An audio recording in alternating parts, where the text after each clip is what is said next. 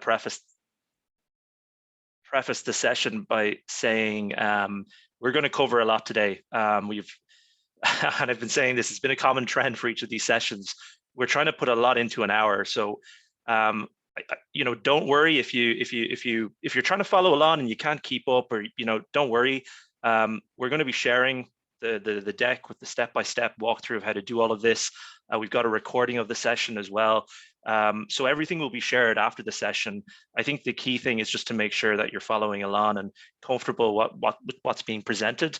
So don't worry if you can't keep up, because an hour is not a long time to run through all of this, and I'm conscious that it might seem quite fast for some people.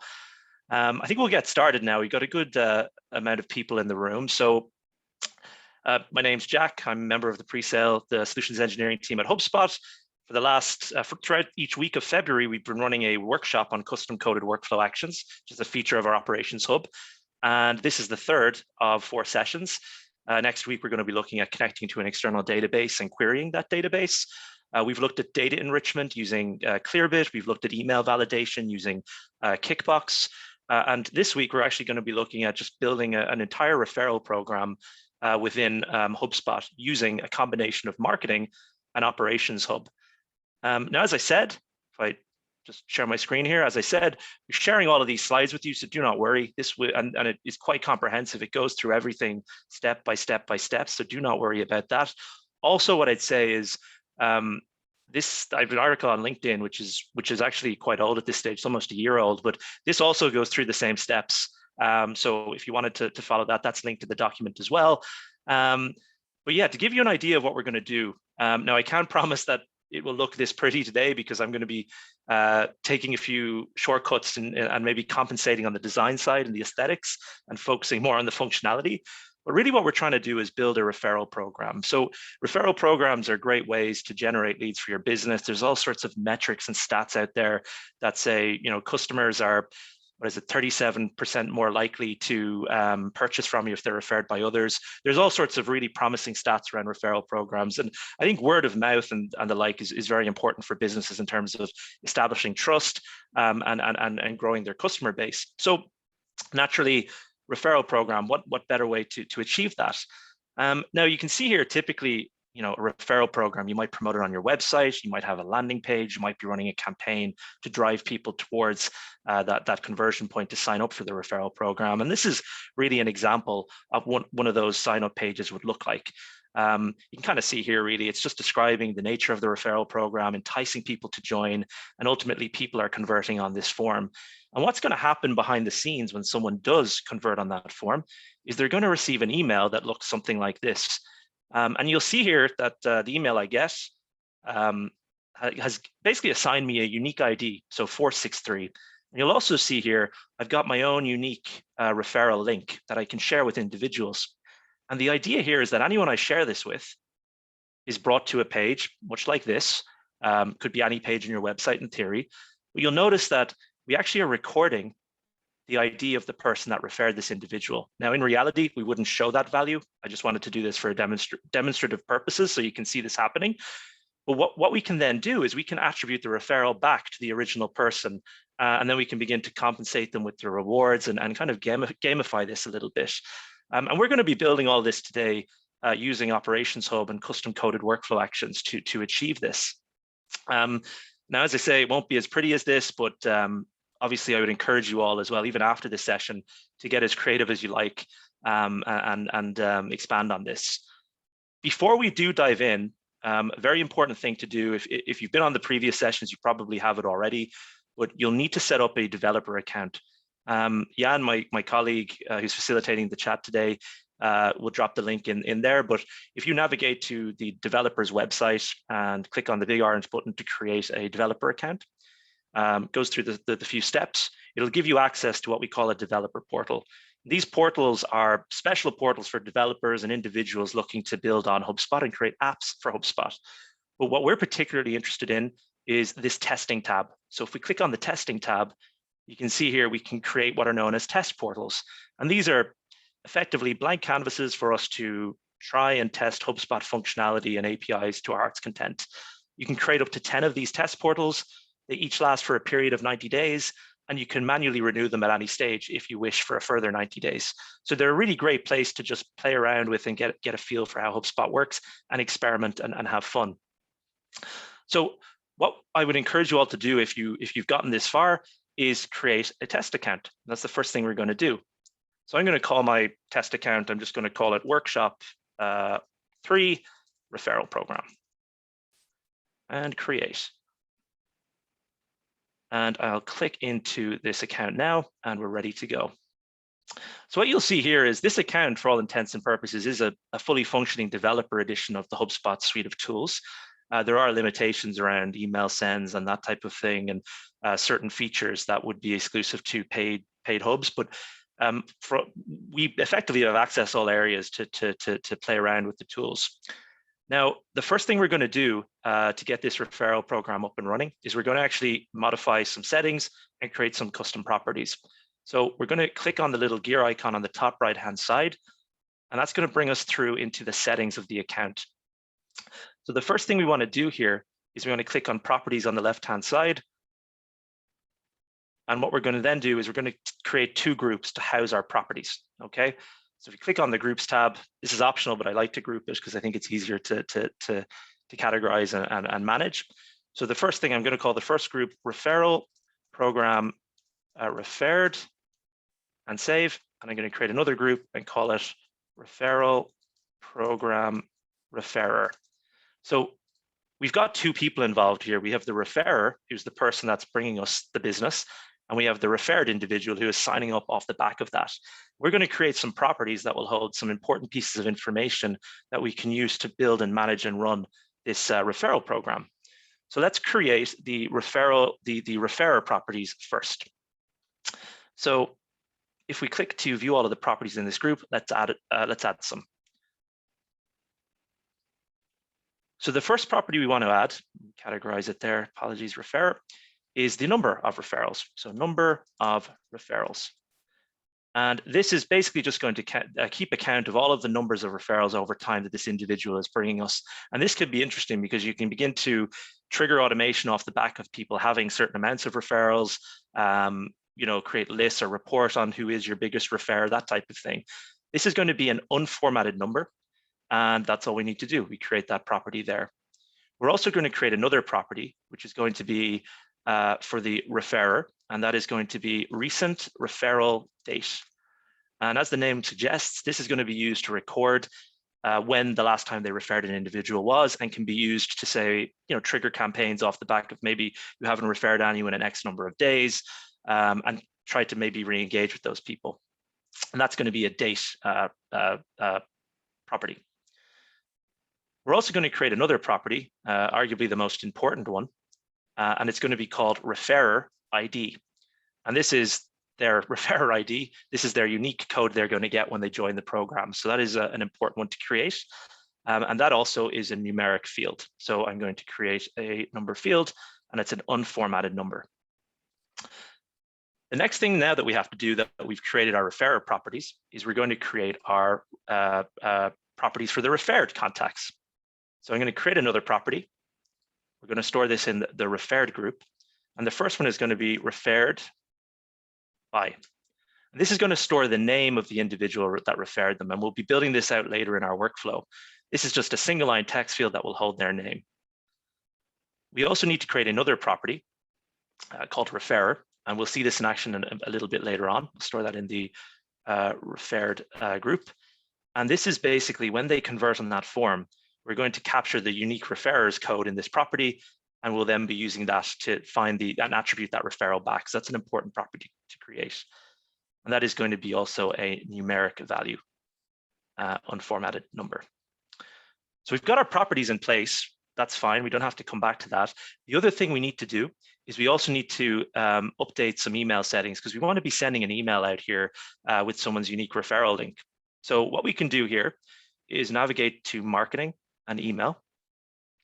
And what you'll be able to do here is you can define your email footer, which is required for CAN spam laws and the like, so people can opt out and they know who's sending this email communication. And we're also going to be creating our email subscription type.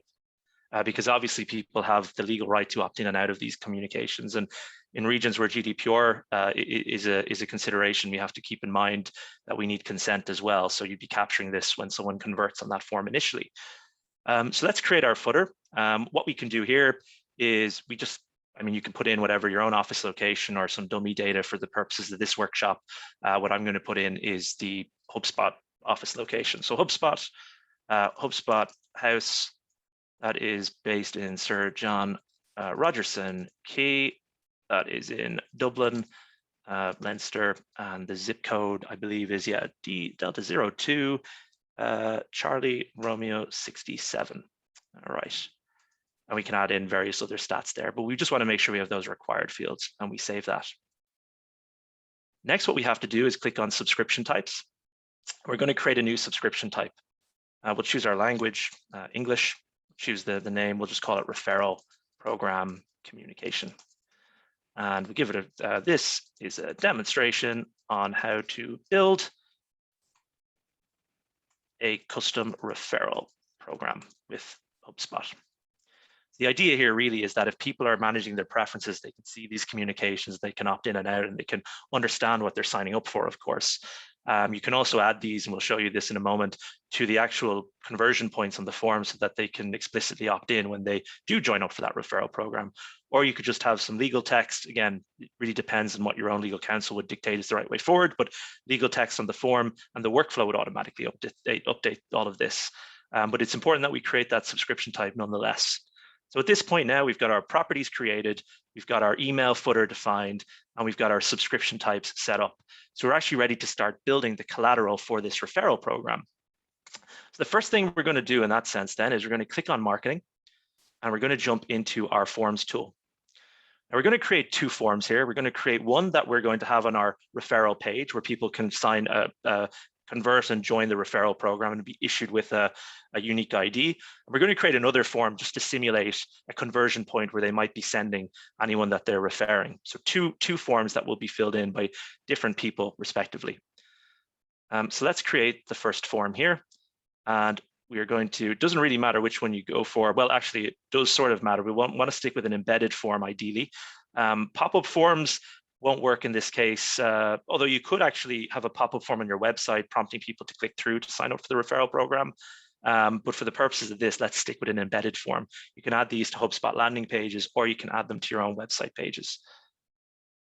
So we give you some templates. We don't want to worry about that. We're just going to stick with a blank template and click start. So I'm going to just call this form number 1, and I'm going to call it referral program sign up. And this is for the referrer contacts. And you can add whatever fields you like in the form builder. I don't know if anyone's familiar with the form builder, but on the left, you can see that we have the properties within our CRM. We can add them and manage them within this interface here. And you can also, if you'd like, if you click on properties, you can actually define whether they're required. You can set them as hidden values, which we'll be doing in the next form. If you want to capture data that isn't necessarily visible to the person converting on that form, maybe some information in the query string. You can also queue fields. If we know that we have information on this individual, let's ask a slightly different question and progressively profile these individuals. Also on the topic, just whilst we're here, you'll also see that there is the capacity to add GDPR options to these forms too. Again, this just depends on the region you're in the world, where you're operating, where your customers are, and what your own legal counsel dictates is the right approach here. But what you can certainly do here is you can actually add checkboxes to these. So GDPR is all about legal basis, so has someone given you consent? Is it in the legitimate interest of your business to reach out to these individuals? So what we could do in theory, if we'd like, is we could add checkboxes here. And you can actually see we can define our legal text, and you'll see we have a little box there. I agree to receive communication for Workshop 3 referral program. Of course, the language is a little bit off there, but hopefully you get the idea as to how you can display this to your website visitors. For the purposes of this, it's an educational session, it's a workshop. I'm actually not going to put this on my form because I'm going to be the only one doing this. But just know that you can do this and you should do this. And with that said and done, I am now going to just update the form. And that's done. We're now going to create the second form. Okay, so I'm going to go back to all forms and I'm going to create form number 2. This is also an embedded form. And form number 2 is going to be used as a conversion point for anyone who's been referred. So form number 2, and we're just going to call this contact form, okay? And this will be for the referred contacts.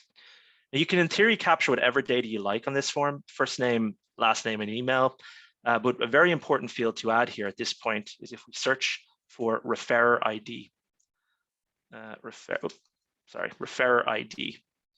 So you'll see here we've got this referrer ID parameter here, and we have this referrer property. Now, the referrer ID is what we're going to have a value for our referrers who join the program. The referrer property is what's going to be added to this form, and it's going to actually hold that ID. And we'll see that in action in a moment. So for the purposes of this, just make sure you've added that referrer field to the form. And if you click on it, you can set it as a hidden field. But for the purposes of the demonstration in the workshop today, we're going to keep it visible so that we can ensure that it's working and describe what's happening. So with all that done, we're satisfied. We click update, and we now have our 2 forms ready to go. So naturally, these forms need to live on landing pages. So that's what we're going to do next. What I'm going to do is I'm going to click into marketing and landing pages. And I'm going to create 2 landing pages. Again, these aren't going to be pretty, but encourage you to be as creative as you like. So we're going to create page 1, which is going to be join the referral program. Okay, and we create that page. This will bring us into the landing page builder in a moment. We'll have to choose a theme. HubSpot gives you some themes out of the box. There's also a marketplace where you can download and shop for additional themes. I'm just going to choose, I usually use this sessions theme for things that I'm doing, so I'm just going to use that and continue. And I'm just going to choose the contact, or I should go with landing page here as the template. And this brings us into the page editor. Now you can see here, if anyone's not familiar with how this all works, it's a drag and drop kind of style interface. We've got our building blocks on the left, our modules, and we've got the page here on the right, and we can drag these modules in, and we can basically adjust and manage the content on this page to satisfy what we're trying to do from a design perspective. And I'm going to keep things very, very light for the purpose of this tutorial. So I'm going to delete the picture. I'm going to just put in join, delete this picture, and I'm just going to type in join the referral program, and that's all we need to do. And then I'll just maybe update this and say join the referral program. And we need to, of course, add a form. So I'm going to click on this module. I'm going to remove the title of the form because you don't need it. And I'm going to choose that form number 1, that sign up form that we created originally. Now, it may not display. If that is the case, if you just refresh the page, it should work for us. So there we go. We have our form ready. And we're going to publish this page in a moment. But before we do that, we want to click on settings. And we're going to give our page a name. So I'm just going to call it page 1. Okay, page number 1. And you'll see there it dynamically pulls into the URL of the page. Again, you could probably be a bit more creative in terms of what you call these pages, and you'd likely add your own descriptions and the like for organic rankings and that type of thing. But this is purely a demonstration, and we're building this out on the fly, so we're not too concerned with that. So with all that done, we will simply publish that page. So now what we actually have is we've got the first part of our journey built here, because we've got our landing page that's ready to go. We're driving traffic to it that will be prompting people to sign up for our referral program. We are going to need another page as well to handle anyone who's converting off the back of any referrals.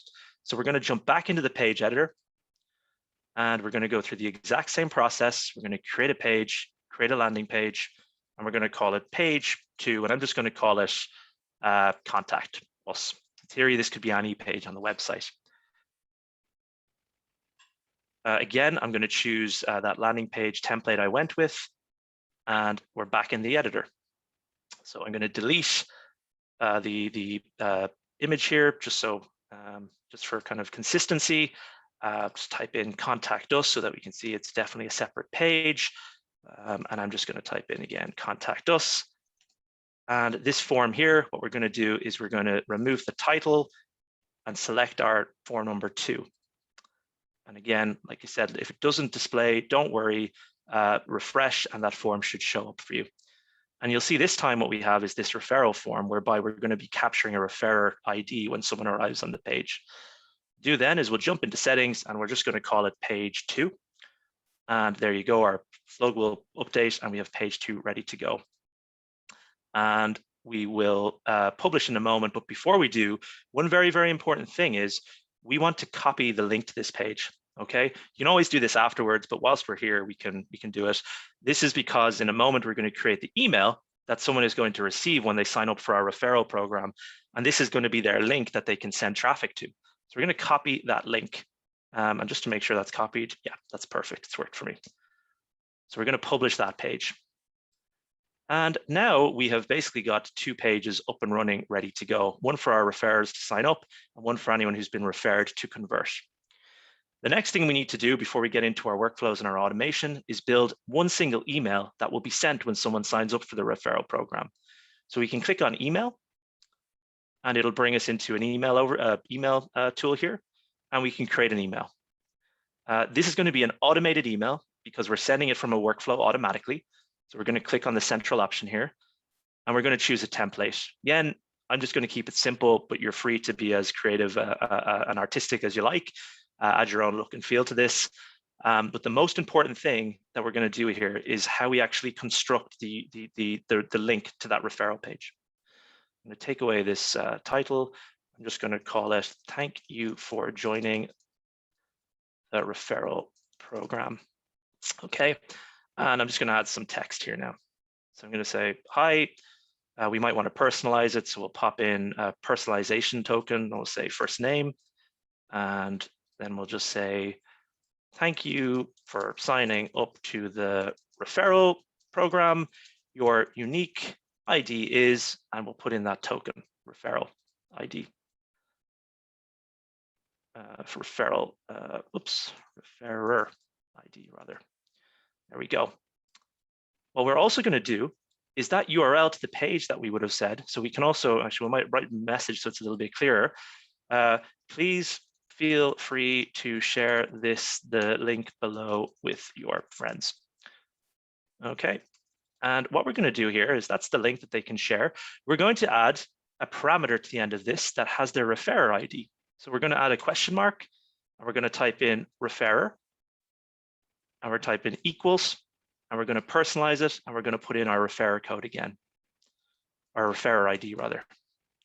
And what this is actually going to do now is when someone signs up and they receive this email, we're going to populate this link with a unique code. And when someone clicks on that link that they're shared with, the form is going to pull that property into the respective field, and we're going to use that to attribute the referral. So this is a really important step because that's what really ties any conversions back to whomever it is that referred that person in the first instance. Now you can add to this email. There's all building blocks on the left. We're going to keep it very, very light. We're going to jump into settings for the email. We've got our standard kind of from subject line. I'll just say, "Thank you for joining the referral program." And we're going to, you'll see there, it should have defaulted to the referral program communication subscription type. So that's ready to go. We can review, and we can say for automation, and we'll publish that email. So now we can get into the kind of the brains of the operation, which is really the workflows. They're going to be driving all of the logic behind the scenes. So let's jump into the workflows tool. We're actually just going to create 2 workflows. The first one is going to process what happens when someone signs up for the referral program. And the second one is going to process what happens when someone converts after being referred, and will attribute the referral back to them. So let's create workflow number 1. So we're going to call this workflow number 1, send referral ID on sign up. Okay. And we're going to start from scratch, and it's going to be a contact workflow. Now, what we'll need to do here is we need to build this out. So the first thing is our enrollment criteria. What's going to trigger this workflow? So we're going to set up a trigger, and it's going to be that if somebody fills in that sign up referral program form. So there you go. If someone fills that in, we want them to come in here into this workflow, and we want to execute some actions. What we also will need to do is we need to keep in mind that, well, for the purposes of this demonstration, I didn't add my checkboxes to the form. So what I can actually do is I can update the marketing email subscription status automatically. So I can opt in to referral program communication. Again, this could all be information that is transparently displayed on the form on the front end of your website. So no one is going to be getting any surprises or receiving emails they haven't consented for. It's all about that transparency and that legal basis piece. But we're going to be assigning subscription status to someone comes through here. And what we're also going to do is we're going to set them as a marketing contact. Not sure if anyone out there is familiar with what a marketing contact is, but within HubSpot, you can have two types of contact, non-marketing and marketing. Non-marketing contacts cannot be sent emails, cannot be re-advertised using our ads tool and the like. As the name suggests, you can't market to them, but you may want to have their data in there for reporting purposes or visibility. The great thing about non-marketing contacts is you don't pay for those contacts. Marketing contacts, on the other hand, are contacts that you are paying for because you're actively using them with our marketing tool. So marketing contacts are the only contacts that are eligible to receive emails from a workflow. So for the purposes of this, we do need to set them as a marketing contact. And then what we're also going to do is we're going to add our custom coded action, which is really the kind of the highlight of the session today. So what I'm going to do is I'm going to add on the custom coded action. And this is what Operations Hub allows us to do. Now you have the choice to build custom code in Node or in Python. For the purposes of time and in the interest of time, I'm going to stick with JavaScript with Node, but I'll be sharing both samples afterwards and it'll be included in the deck that we send out as well. So we choose Node. What we also need to do is we need to add a secret, our Hubspot API key. This will allow us to make requests to the Hubspot API, which we'll be doing in the next workflow when we're going to start updating contacts. To get your API key, all you need to do is go to settings here and jump into integrations and jump into API key. And you can see here, you can create a key and generate it. Now, I say this every week for good reason. Don't share this with anybody. Someone has this, they can access your data. You can revoke access and rotate the key if necessary. But again, I don't mind you guys seeing this because we're all building this out together. But let's jump back to the workflow and actually add that key. So we're going to add in API key. There we go. And actually, just to make sure that I don't, make sure I use the correct syntax here so that I don't run into issues. Yeah, so the code snippet I'm going to use, I'm just going to use H, so HAPI key, happy key, and save. Now we can also include properties to as input for our code. We don't need to in this instance because we're not actually going to be using any sort of input here. We're just going to be generating a number and assigning it back. So what we're going to include here in our custom code, I'm going to go into full screen and on dark mode. I'm going to paste some code in. I'm going to walk through exactly what it's doing. So let's go here. So I've got my code. So this is kind of one I created earlier. And I'm going to paste all of this in. So what this code is doing, and I'm going to zoom in at this point because I'm conscious the screen resolution is maybe a little bit off.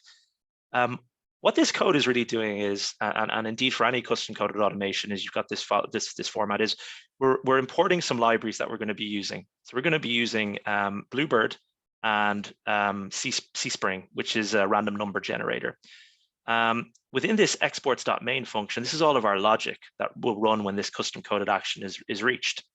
And all we're doing is we're generating a random number between 10,000 and 50,000. And then we're passing that back to the workflow so that we can assign it to an individual as their referral ID. And in the interest of good coding best practices, if anything was to go wrong, we will throw an error, but that should not happen in this instance.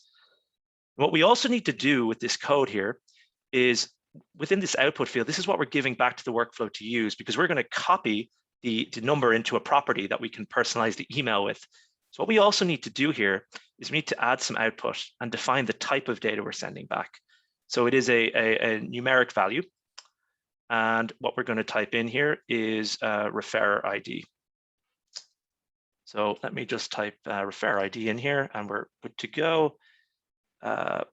Referrer ID. And just so you know the correlation here, what I'm highlighting is linked to what's defined in my code here. So this was called apples. This would be called apples. What's listed here with green is the value we're assigning to that attribute.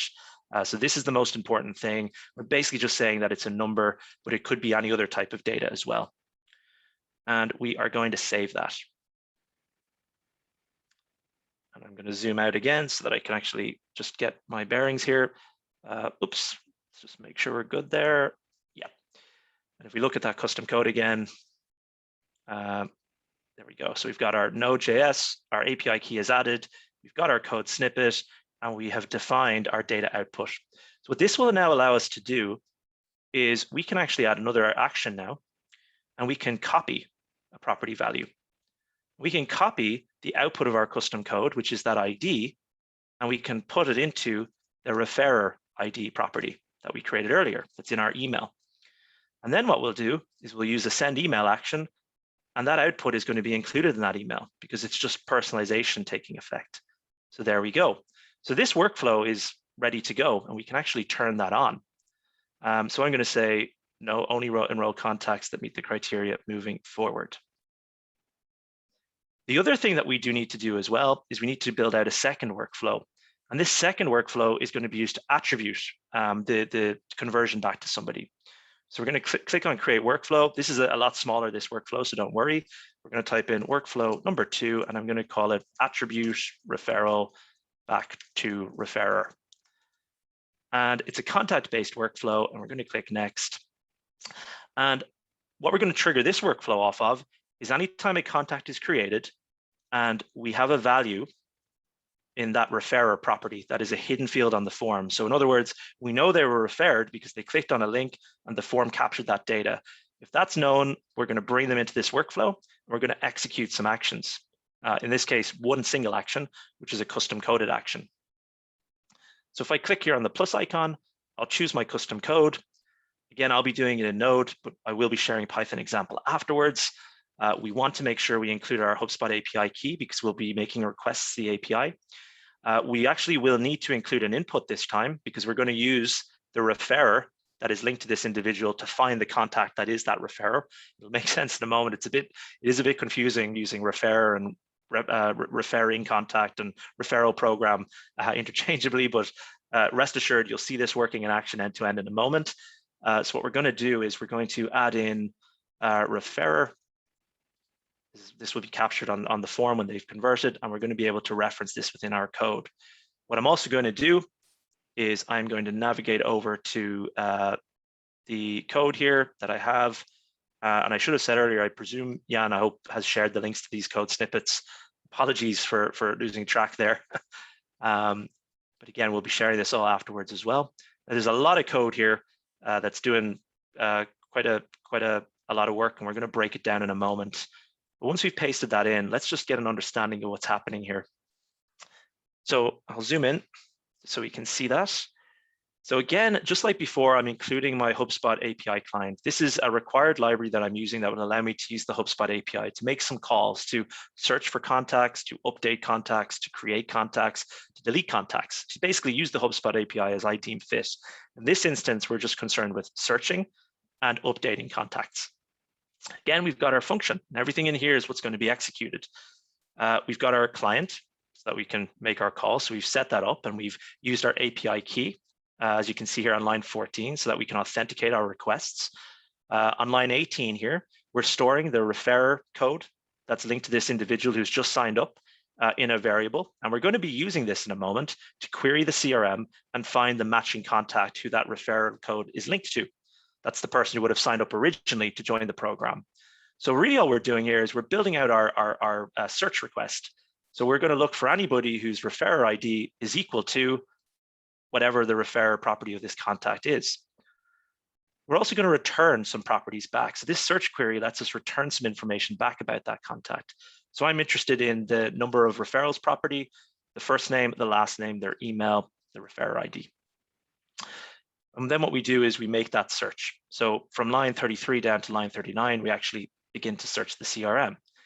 Now, what will happen is data will come back. Ideally, we'll only get one record back, which should be the case. We shouldn't have people with the same referral code. What we'll do is we'll store that information in some variables. So what I'll do is I'll store the ID of the contact that referred this individual.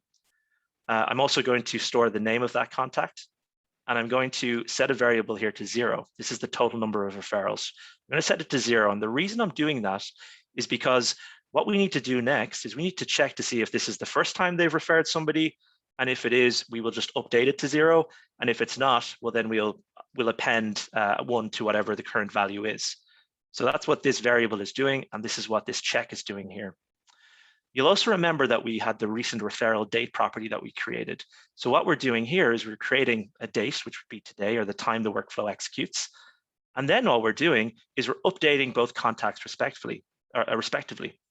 So here, we're updating the contact that was referred, and we're going to store the name of the person that referred them in that property. And here, what we're doing is we're updating the referring contact, so the person that would have shared their link originally. And we're increasing the number of referrals, and we're also increasing or adding or pending their recent referral date. So that's really what's happening there. A lot of moving parts, granted, but hopefully the comments describe it as well. We'll be sharing all of this with you. So with all that done now, what I can do is I can actually, firstly, if I can see what I'm doing here, I can save my screen and we are good to go. So let's actually see this in action and see if this actually works now. And hopefully it will. So we're going to turn it on. Okay. Now, what I'm going to do is one other thing I will do, because I'm conscious I'm going to be doing this from the same browser, and HubSpot operates with cookies and I don't want to be updating the same record. So before I show this in action, I'm going to jump back into the account very quickly. I'm going to jump back into my forms very, very quickly as well. And for the contact form, and this is useful to know anyway, I'm actually going to add a reset link.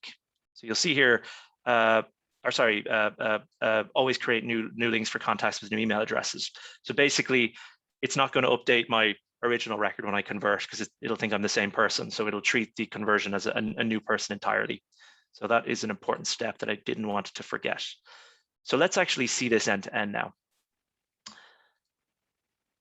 So this is where I'll go, first of all, to sign up for the referral program. So Jack Coldrick is my name. jcoldrick@hubspot.com is my email, and I submit that form. Okay. Now what happens in the background is this workflow should have been triggered because I've just filled in that form. I've been opted into the email subscription type. I've been set as a marketing contact. Some custom code is executed to generate an ID. We've copied that ID into a property, and we've sent out an email to me with information with my unique referral code.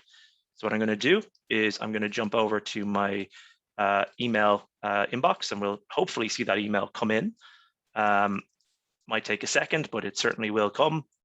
And there we go. It has come in. Great. I was not expecting that to work first time. So always nice when that happens. So let me just pull this into view and you can see what I'm seeing here. So you'll see I just got this a moment ago, literally 3:39. And there's my unique code 43319. And here's my unique link 43319. If I take that, and actually it might be fun if anyone likes, don't feel obliged to do this, but if we maybe want to put this to the test, I'll put this in the chat. And maybe panelists and attendees, there we go. If you want to actually click on that and fill it in, we'll actually have some real data and hopefully this will all work. So that might be better than me trying to pretend I'm being referred, but I'll do that anyway. So let's now click on that. So I would have shared this with someone. I shared with all of you folks. And the next page we get to, if it loads up, apologies, we're going to have, what I'll do, that's just an internal security thing we have. Yes, there we go. We've clicked through. So you can see straight away now, okay, the property here on the form has my referral code. Now, that would be hidden really, but we know it's working. And you can see actually here in the URL, that referrer code is being pulled into this referrer property. And worth noting, this is something that HubSpot actually does natively with its forms. So long as the query string, this is called a query string, so long as the name of the parameter matches one of the input fields, it will actually auto-populate the value. So just for argument's sake, if I had also first name here and I called it Jack, you'll actually see Jack is dynamically updated. So this can be a great way of capturing UTM parameters and that type of thing if you maybe want to get a bit more granular in terms of your reporting. For today, we're just interested in that referrer code. So let's fill this out. I'm just going to fill it out as, actually, yeah, I'll just fill it out as Penny Coldrick. It's the name of my cat. So Penny Coldrick, she doesn't have an email address though, so at hubspot.com, and we will submit. Now, what should happen, all going to plan, is at this point in time, Penny has been created as a contact record in HubSpot. This workflow will detect that she has been referred and the referrer is known, and a custom coded action will be executed. So now if we actually jump back to the CRM, let's see if we actually have some data and that it's worked for us. And wow, that's really impressive. Thanks everybody for doing all of that. But let me actually hide all of this stuff. And we're only going to focus on what we really want, which was refer. We're going to add our referrer properties here, so we can kind of get an idea. Referrer ID, referrer, total number of referrals, and what was the other one? I think recent date. So, oops, recent referral date. Okay, so let's apply that. So you can see everybody here has a value, so 43319 as the unique code that they were referred by. And actually, I forgot to add one more in there as well. Referred by is the property, because in reality, a code isn't a nice thing to be working off of. You maybe want to see a name there. So you can see that everybody has been referred by me because I shared my link. Now, if I actually look at Jack Coldrick, who is the contact record that would have referred people at the start, you'll see there I am. There's my unique code. I have 15 referrals as of today. And as and when people sign up, the workflow will execute, and that will go up and up and up and up. And this will be updated as well to reflect that. Now, I firstly have to say I'm delighted that worked in first go, because there's a lot of moving parts there. And when you do things live, it never goes as planned. Also delighted my internet didn't go this week, but that is really great to see. Now, the other thing you can do here, just as an added extra, right, is we can use this data in campaigns, segmentation, and reports. So there's nothing to stop us creating a dashboard of our top referring contacts. There's also nothing to stop us maybe creating a workflow. And the workflow, for example, could kind of shoot out emails to people based on the number of referrals they've made. So again, it would be a contact one, and we'd say rewards or thank you emails, whatever we want to call it. And what you could do in this instance is you could actually enroll people based on the total number of referrals. So we could say number of referrals is greater than or equal to 50, let's say. And we could even say maybe they've referred lots of people to us, but they haven't actually referred anybody, if we want to re-engage with them, in maybe the last 30 days, the last month, whatever the case may be. So you can begin to build out workflows around this, and then send emails to people to kind of entice them to refer individuals to convert and reward them for their efforts and that type of thing. So there you have it, end-to-end referral program built with Marketing Hub and Operations Hub using some custom coded actions. As I mentioned, I'll be sharing this entire deck with you. So all the steps are covered there in great detail. The final slide as well in that deck links to some really useful resources. It links to the code. It also links to that LinkedIn article where I've basically write down what we would have just done, and it links to some of the previous workshops and useful sessions. What I'd also, before we take questions, encourage you to do, I'd love if you connect with me on LinkedIn. Share a lot of stuff up there, and I just like having chats with people. So please feel free to connect. I'd love to get your feedback from today's session. I hope it was useful.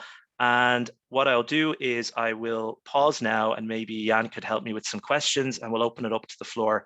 And thank you very much for bearing with me for the last 45 minutes. Really appreciate it, everybody. That was really great, Jack. Congrats on doing all of that flawlessly the first try. It was, I'm not going to lie, I'm a little bit surprised, but I'll take it. Also amazing to see all of the form submissions there as well. Yeah, that was great. Thanks everybody for doing that. Really appreciate that. That just adds a bit more fun to it. And don't worry, I'll delete everyone's emails. You won't be getting random test emails from me or anything. They'll all be deleted after the session. All right, let's go into the Q&A. The first question is by Jason. In the event a customer signs up for a referral program, who has previously opted out for all email, how would you solve for that? So if a person has opted out. Very, very valid question, and a great question at that. So HubSpot actually has a setting. After, by the way, if we don't get to questions or any questions we need to expand upon, we'll include a community post and we'll link to the relevant pieces of documentation. But what we have is the ability to actually surface a message on the subscription page, or sorry, on the form, to tell the individual that they've actually opted out of receiving communication. So as soon as I put my email address in, HubSpot will detect that Jack has actually opted out of all communication, and we'll have a resubscription link that if I click, I can resubscribe to communication. So that would be the easiest way to solve for that. And that is actually something that is easy to configure and native to HubSpot. All right, the next question is by Ian.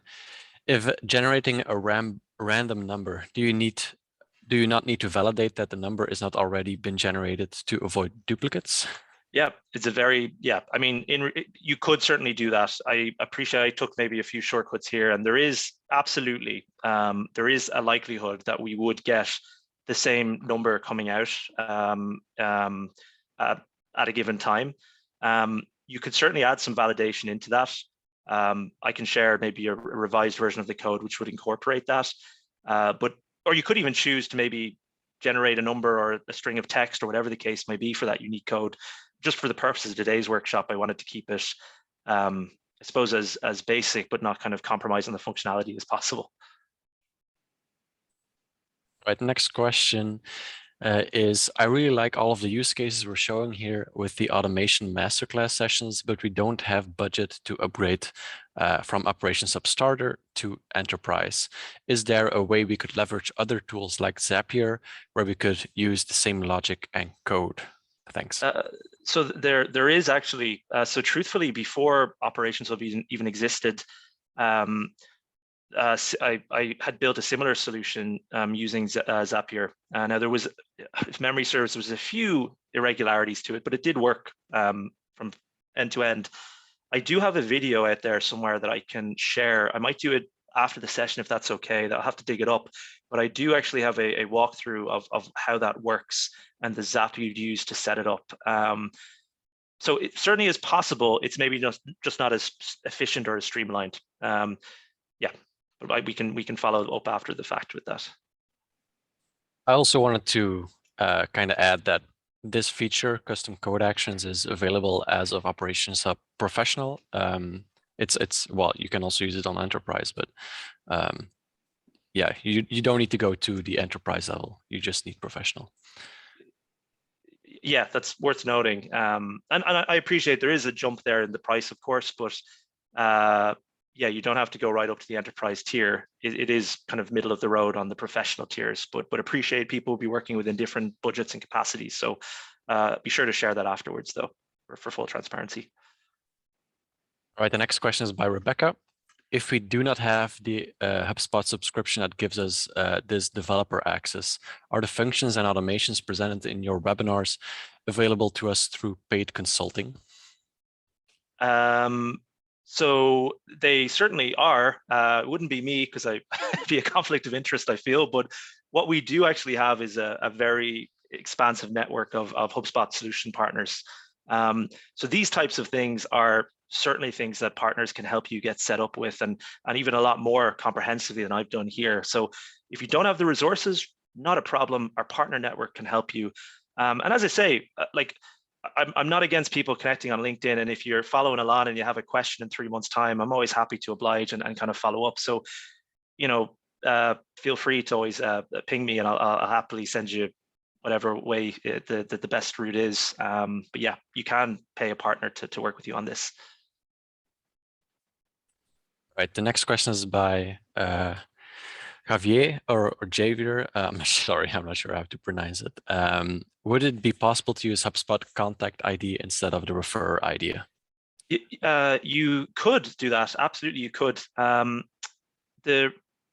suppose that's going to be a unique number, in fact. So in some ways, that would actually remove the validation issue. So absolutely, you could modify this and just use the contact ID as an option. Yeah.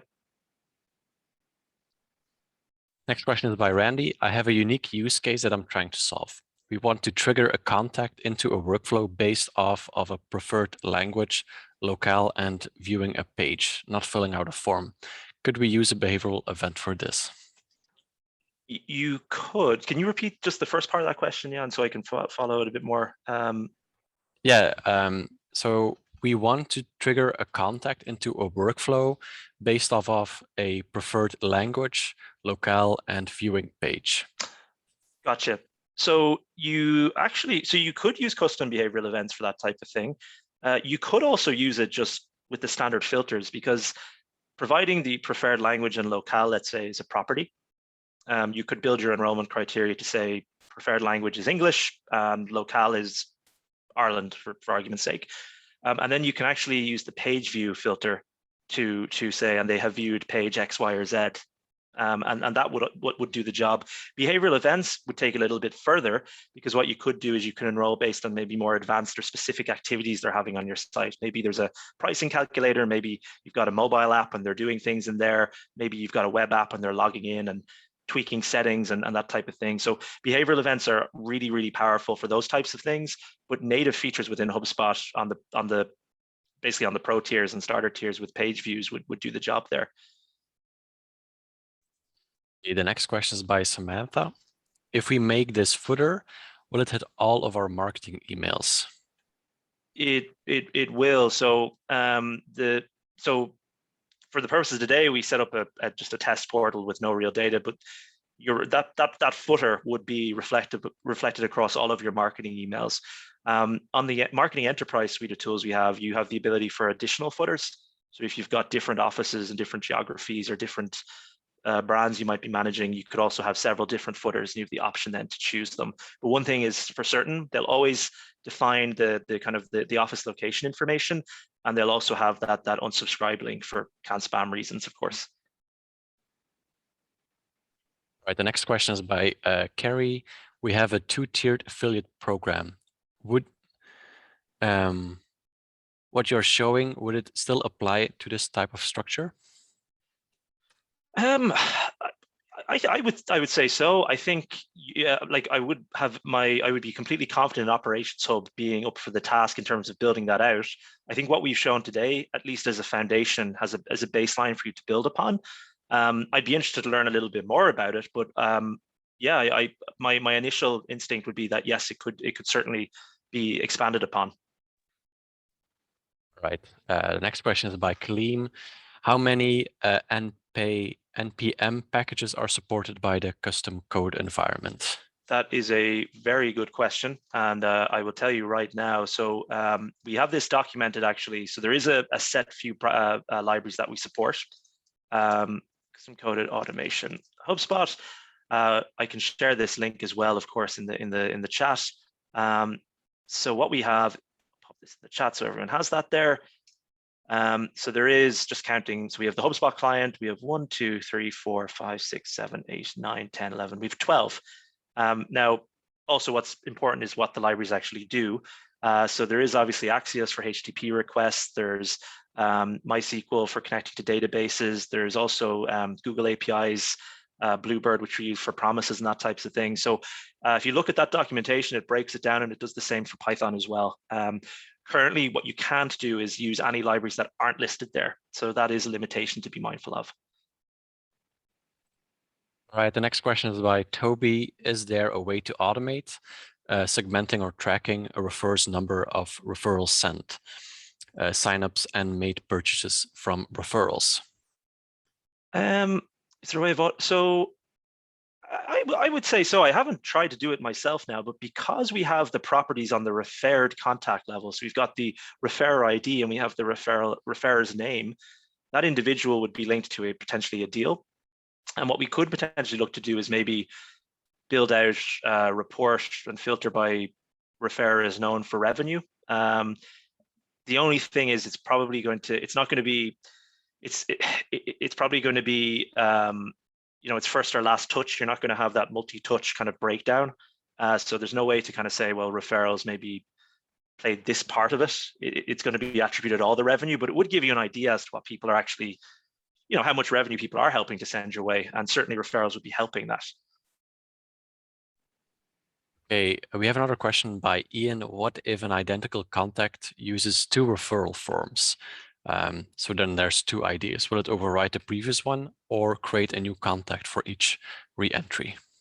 So if 2 identical contacts, so that is a great question. What you'd actually do there, so there's a couple of approaches. You could set up validation so you stop people filling in the form a second time, but people will get around that in fairness. So what I'd actually recommend doing is just setting up the workflow so it doesn't allow for re-enrollment. So long as someone tries to do it from the same device, we will know who that individual is based on how HubSpot's tracking works, and they won't be re-enrolled into the workflow, which would remove the code and the issue of creating a secondary ID. But to be honest with you, there are certainly ways to maybe cheat the system and get around things, like everything in life, really. But it's a question of just trying to reduce the capacity for that. Okay, we have a question by Mark. Would it be possible to do an import and update number of referral property for existing referrers who referred before using this automation? Would You could impact? Yeah. Yeah, you could absolutely. They're simply, so long as the properties are there, you're free to import that data. Yeah. There's nothing wrong with that whatsoever. Yeah. We have another question by Toby. Can you change someone's refer ID after creation? So you could, but we would also need then to re-notify them of the new link. So you could have a workflow set up that if the refer ID is changed, send out an email with the updated link to that person. That's certainly an option. Yep. Okay. We have a question by Ilya. Would there be a way to do this with Operations Hub Starter? We don't have the professional. Is it worth to pay for operational? Is it worth to pay for Operations Hub Professional just for the referral program? Yeah, so a very valid question. There are ways to do this in Operations Hub Starter, absolutely. Zapier is a good middleware tool that would give you some functionality there to kind of facilitate a referral program. I think there's a lot to be said, though, and a lot of benefits to going with Operations Hub Professional. The referral program living under one roof, and you have full and total control over that, for one. Not to mention, you have the capacity to expand on custom code for other use cases, which is kind of what our other sessions covered over the course of the month. So, I would be all for upgrading. I'm conscious people have budgets, though. There are ways to do this with Zapier. And I think I will share kind of a very old video that I recorded a long time ago where I did this, which predates Operations Hub by, might be a year even. So I'll share that afterwards on the community. There is one, well, there's more questions coming in, but we're coming at the end of the workshop. So I'll hand it off over back to you, Jack, to close us off. Yeah, basically, thank you everybody for joining. For anyone's questions we didn't get to, we will be sure to follow up on the community. So don't worry. Jan always sends me over the questions, and Friday morning I spend going through it all. So that's on my to-do list, and I enjoy reading through them. So you will get your answers. Again, thank you for your time. It's been really, really fun. We've got another session, our last session next week, same time next week, where we'll be looking at connecting to an external database. So I think that will be a really, really interesting one. So please feel free to join there. I think we'll be sending out the sign up link, and it's also on the page you would have signed up for this one. All the resources will be shared. And yeah, I really appreciate everybody's time, and have a lovely rest of the week and an even better weekend.